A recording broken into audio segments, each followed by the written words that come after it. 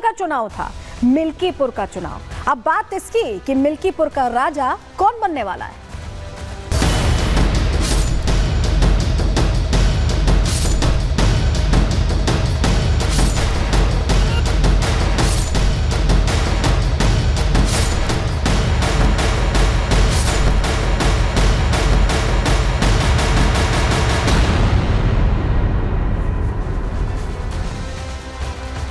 मिल्कीपुर को लेकर लंबी लड़ाई चलती दिखाई दी और ये सिर्फ एक सीट जो कि यहाँ पर समाजवादी पार्टी ने भी पूरी ताकत झोंकी और बीजेपी भी पूरी ताकत झोंकती दिखाई दी, क्योंकि ये नाक की लड़ाई थी जहां समाजवादी पार्टी के सामने चुनौती इस बात की थी कि वो अपना जो MY फैक्टर कहता है या जो PDA फैक्टर नैरेटिव बताता है उसको बचा पाए, क्योंकि कुंदरकी और करहल में सब कुछ बदलता दिखाई दिया। वहीं बीजेपी इन वोटर्स को अपनी तरफ खींचती दिखाई दी है। तो ऐसे में अब किस और ये पूरी कहे कि जीत किसकी होगी, ये कहीं ना कहीं चुनौती बना रहा और यही वजह है कि जमकर यहाँ जोर आजमाइश भी दिखाई दी। कैसे आपके सामने जानकारी जरा रखते हैं आज भी, लेकिन समाजवादी पार्टी ने सवाल खड़े किए हैं। मिल्कीपुर उपचुनाव में ताबड़तोड़ वोटिंग हुई है। सबसे पहले तो ये जान लीजिए, क्योंकि 3 बजे तक के आंकड़े बहुत उत्साहित करने वाले हैं और दिल्ली से बहुत बेहतर है। 57% वोटिंग यहाँ पर हुई है। अखिलेश ने ट्वीट कर गंभीर आरोप इस बीच लगा दिए। उन्होंने पुलिस ऑफिसर्स पर ID चेक करने का आरोप लगाया। आपको याद होगा पिछली बार जब उपचुनाव हुए थे 9 सीटों पर, तब भी आरोप लगाए थे। इसी से ऐसे ऑफिसर्स पर यहां एक्शन की मांग भी अखिलेश यादव ने की।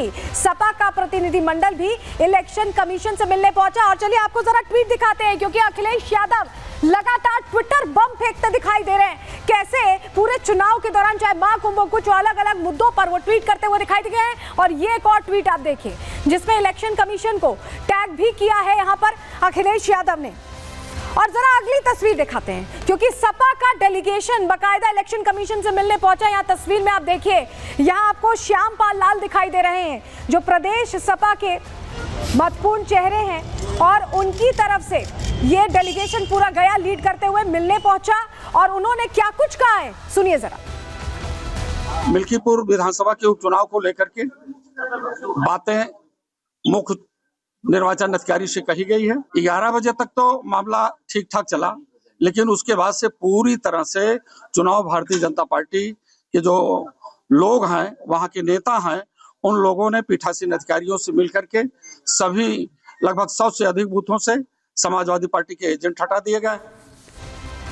वहीं अवधेश प्रसाद भी तुरंत मैदान में कूद गए और उनका यह कहना था कि वोटर्स को भगाया जा रहा है। उनको भी सुनिए।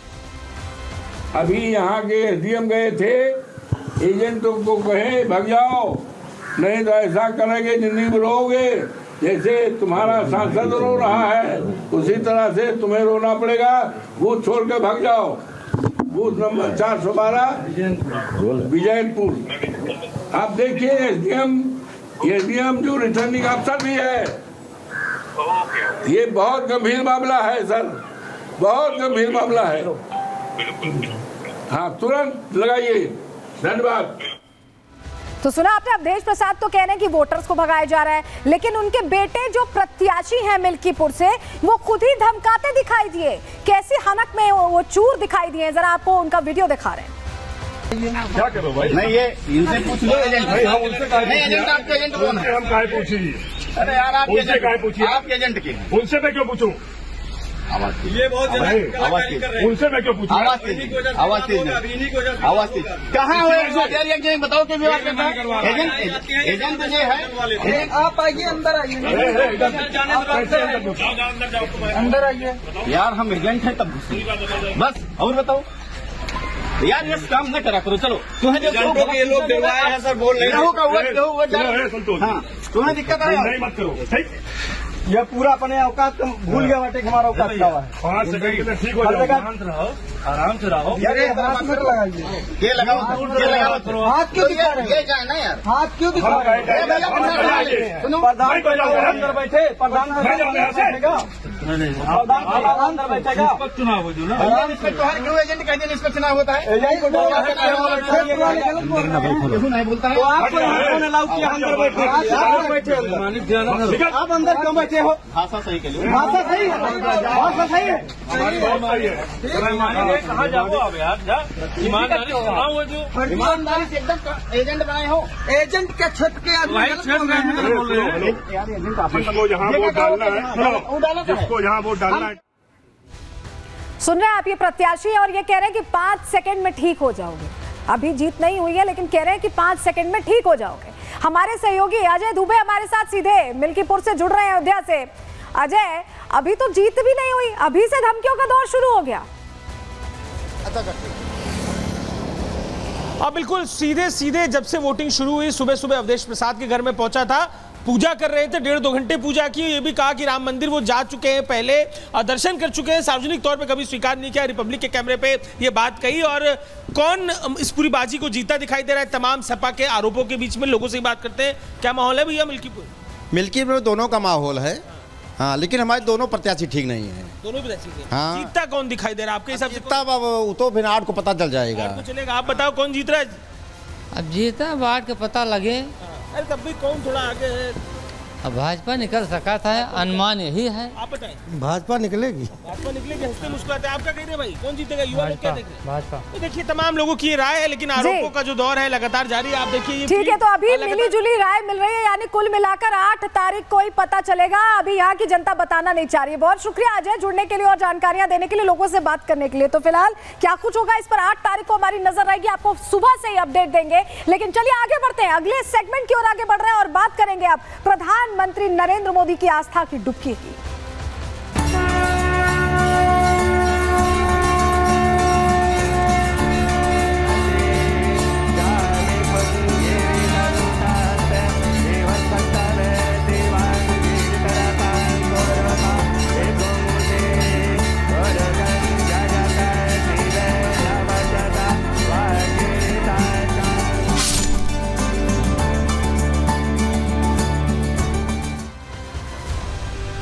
तो 24 दिन से आस्था का महाकुंभ चल रहा है और आज प्रधानमंत्री नरेंद्र मोदी यहां पर आस्था की डुबकी लगाने पहुंचे और पीएम की शक्ति साधना की तस्वीरें आज देखी गई। बड़ी बात यह है कि प्रधानमंत्री सिर्फ 2 घंटे रहे, किसी को कोई दिक्कत ना हो इसलिए अलग से दूसरी जगह पर स्नान किया। और चलिए जरा आपको फटाफट से तस्वीरें भी दिखा देते हैं, क्योंकि प्रधानमंत्री जब पहुंचे तो उन्होंने पूरे सिलसिलेवार तरीके से स्नान ध्यान की जो पूरी परंपरा है, सनातनी परंपरा, उसका यहाँ पर पालन करते दिखाई दिए। तस्वीर देखिए, यह आस्था की डुबकी की तस्वीरें आपको सबसे पहले दिखा रहे। और अगली तस्वीर दीजिएगा, जहां महाकुंभ में आप देखिए प्रधानमंत्री नरेंद्र मोदी माला जपते दिखाई दे रहे हैं और गंगा में खड़े हैं और यहां त्रिवेणी में माला जप रहे हैं। अगली तस्वीर आपको दिखाते हैं, ये सूर्यदेव को जल अर्पण करने की तस्वीर है। सूर्यदेव को जल अर्पण उन्होंने किया और उसके बाद पूरे पूजन विधि करने के बाद प्रधानमंत्री ने, अगली तस्वीर दीजिएगा, नौका विहार भी किया। ये देखिए, योगी आदित्यनाथ के साथ नौका विहार किया और जितने लोग उनको देखना चाहते थे उनको वो अभिवादन भी करते यहां दिखाई दिए हैं। लेकिन बड़ी बात यह है कि प्रधानमंत्री ने यहां से क्या संदेश दिया, ये जो आस्था की डुबकी उन्होंने लगाई है, क्या संदेश दिया है प्रधानमंत्री ने, समझिए। महाकुंभ में पीएम मोदी ने स्नान किया, पीएम ने सूर्यदेव को जल अर्पित किया। जल अर्पण के दौरान मंत्र जाप करते भी दिखाई दिए। मोदी ने लाल रंग के कुर्ते में स्नान किया, पीएम के गले में रुद्राक्ष की माला भी थी। लाल कुर्ते और रुद्राक्ष का गहरा संदेश है, सनातन धर्म को मजबूत करने का संदेश दिया है। लाल रंग मंगल का प्रतीक माना जाता है हिंदू धर्म में।